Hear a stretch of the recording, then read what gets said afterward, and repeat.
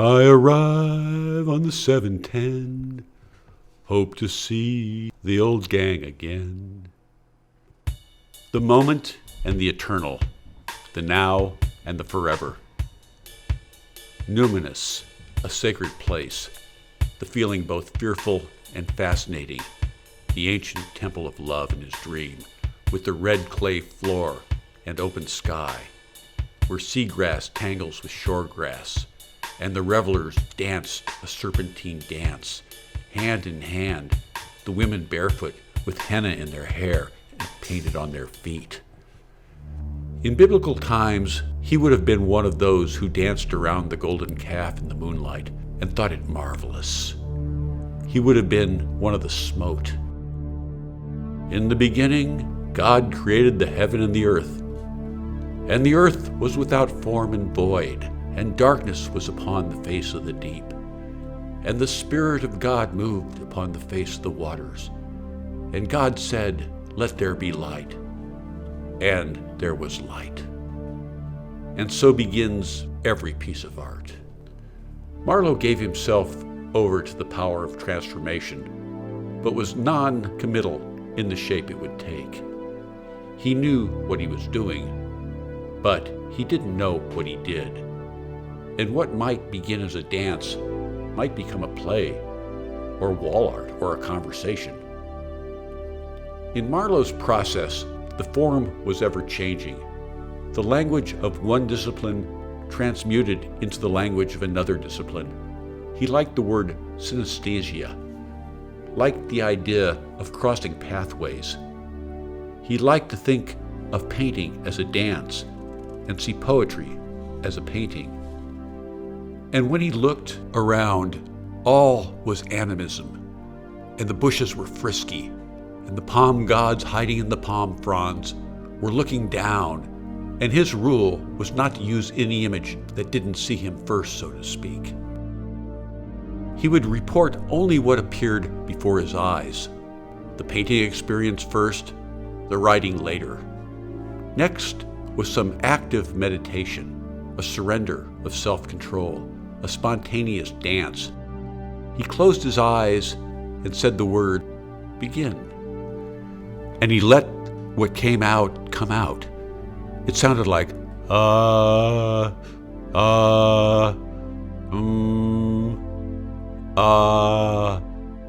and he entered a vivid dream state, hoping to glimpse some ancestral memory in the primordial DNA, some ancestral past, some ancient temple of iniquity with open ceiling and crumbling walls and the sound of crashing waves. There was dancing around a strange fire in a bliss of intoxication, and in the pop and crackle of the many-colored mysterious flames, he had visions of delight.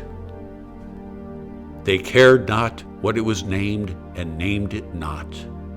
Water, water, we thirst, crossing the Llano, the quicksilver of summer, the treeless plain, a lake, a pool, a sad mere, a wading ibis, a firth bay, an estuary, a long-legged waterfowl, a heron, a magpie, a jackdaw. On the temple door, a trifling almost rubbed away. They knew not what it was named, and named it not. He opened his eyes and wrote, "Beware, life's a slippery slope." He wrote, "I wish to stand with the ancients and have the cosmic experience." He wrote, "The wind blows, the trees are drunken, the water ripples, the water is drunken. I pour myself into you, we are all drunken. We wait for a small, beautiful moment in a beautiful but indifferent world." He closed his eyes again. The vision was gone.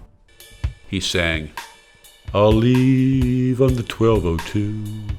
Can't believe there's no more you. Seems I'm a stranger in my own hometown." Marlowe did not stand out, did not bring home prizes for scholarship, leadership, or debate, showed no particular talent, couldn't play any instrument, was an okay athlete but not outstanding, and lost interest in sports when girls became more attractive. His talent was for finding the wrong crowd. As it turned out, the wrong crowd often meant the art crowd. The art crowd is what led him to love Token Alley.